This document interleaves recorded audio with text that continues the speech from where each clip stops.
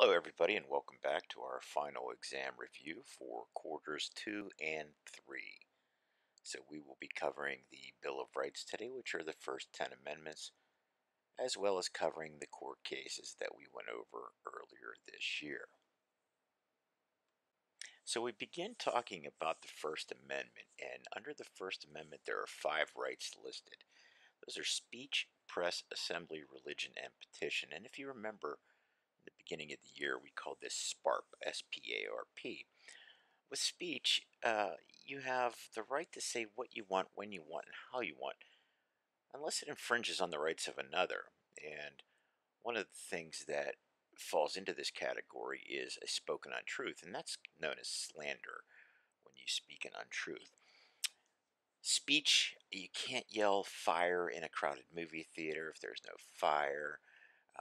You can't yell bomb on an airplane. You can't even say that's the bomb today. When we deal with press, press is anything that is written or mass communicated. And when you say things or print things that aren't true, that's known as libel.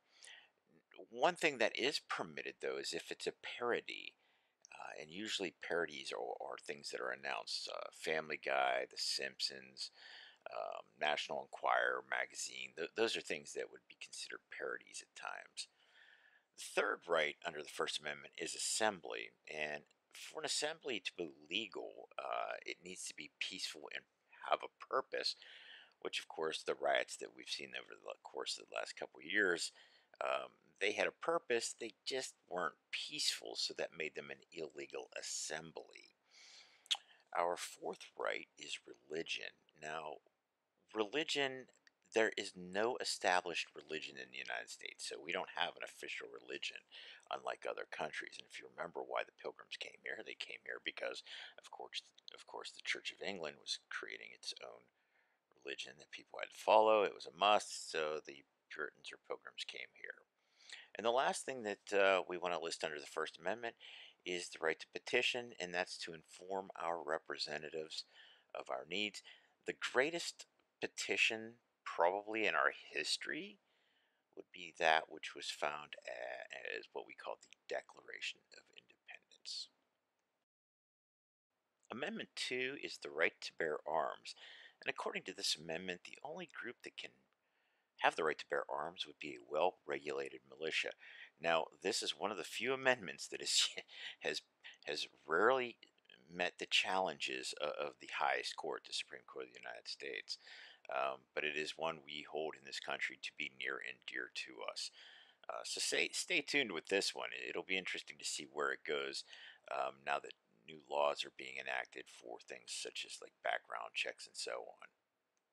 The Third Amendment is the Quartering Act, and this act was created based off of like the French and Indian War, and then of course the Revolutionary War, in which the British soldiers would be housed inside of the colonial Americans' homes. Of course, then the colonial Americans would have to feed and give shelter to the soldiers, and we wanted to make sure that this never happened again, which is why that amendment's in there. And it's never got to the point where it's been challenged in the Supreme Court. It's come close to like the appellate court. Whenever the National Guard was forced to stay someplace, and the appellate court ruled that it was a violation because they moved people out of their homes to put the National Guard in. So yeah, this amendment it's never been to the Supreme Court. Amendment 4 is search, seizure, and warrants. And this is one of those amendments that really gets people's blood boiling faster than you can snap a finger. And originally it was based off of the atrocities that the English committed against Americans and so forth.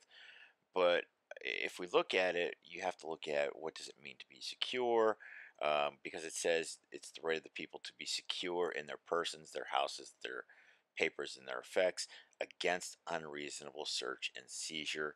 Um, and so when we talk about that, a search is you're looking for something, seizure is you're taking. A warrant is issued by a judge, and it's going to indicate a specific item and or time and or place and or person that is to be searched.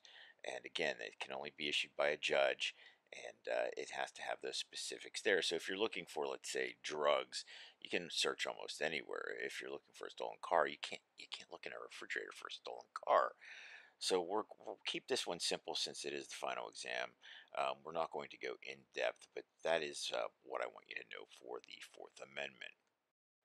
So the Fifth Amendment is the rights of the accused, and here you can find several things such as the Miranda rights, eminent domain, the need for a grand jury, or even double jeopardy.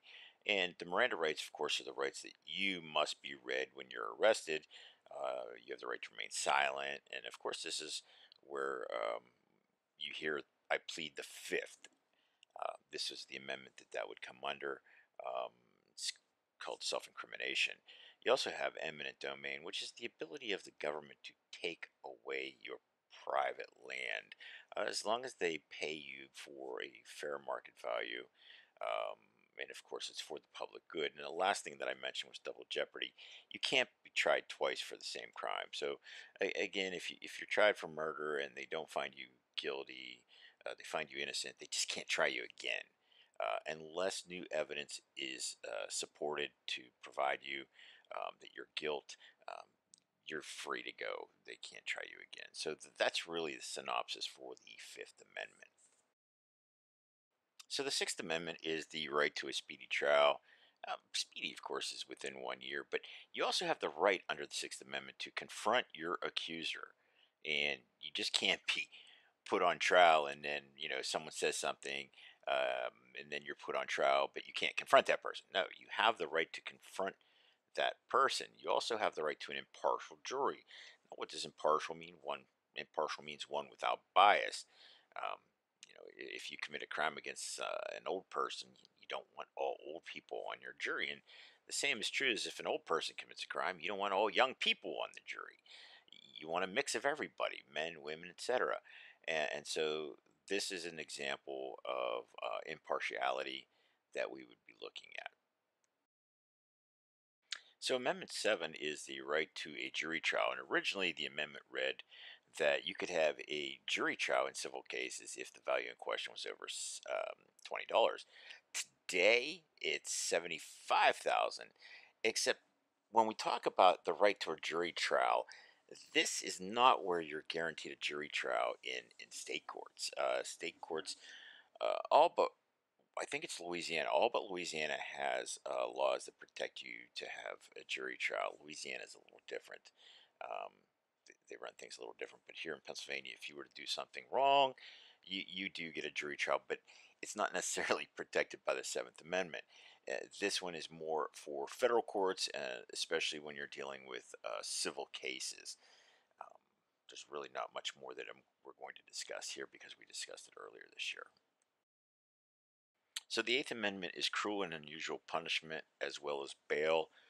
We answered the question, what is cruel? What is unusual? If you've watched the news in the last couple of weeks, a lot of states are now going back to using the firing squad to execute people because companies who supplied the necessary drugs and medication to put people to death through lethal injection, they met with a lot of backlash and a lot of people, boycott their goods and so on, and or the goods, the prices became outrageous. Just it's been a whole lot of everything. So they've gone back to the firing squad, and bail is a fine that is set by a judge that allows you to stay out of prison until your hearing, so that you can prepare for your hearing. Now you can be denied bail if you commit a capital punishment or a capital crime, such as murder. Then yeah, you can be denied bail, which forces, of course, your lawyers to then do all the legwork for you. Now, Amendment 9 is the rights of the people, and this is where you can decide that you want to take whatever job you want. You can learn to drive if you want to. You can even have kids if you want to. Basically, if it's not mentioned in Amendments 1 through 8, you have the right to do it. Now, there can be some limitations because obviously Amendment 10 deals with the states, and that's where the limitations would come along. But under the Ninth Amendment, you are entitled to travel. You're allowed to, do whatever it is you want to do in accordance to the law. Now, the only thing that would stop you, and like I said, we're talking about the 10th Amendment then. So you transition from the Ninth Amendment here to the 10th. And of course, the 10th Amendment is the rights of the states. Now, states can dictate things like driving ages. So you can learn to drive if you want, but you have to follow state law. Here in Pennsylvania, you can now get your license at 16 and a half. At the earliest, when I was a kid, I think it was 15 when I was a kid, or at least I could start driving at 15. I got my license when I turned 16. There are some states where it's still 14. Marriage laws fall under the 10th Amendment. You can marry whoever you want, but the state determines that you can't just marry your sister. So there are laws that the states get to do, as well as occupation laws. Everything not in the Constitution, it falls under this amendment, the 10th Amendment. Now, because we started a little late, we need to cover the court cases as well with the third quarter material. So let's take a look at the court cases you need to know. Tinker versus Des Moines Independent School District. And this is where students can express themselves. And they did so with armbands. But if what you do is disruptive, then it becomes illegal and you cannot do it. So keep that in mind. The second court case was Hazelwood School District versus Kohlmeyer. And this is where the girls posted the articles in their school newspapers regarding teen pregnancy and divorce.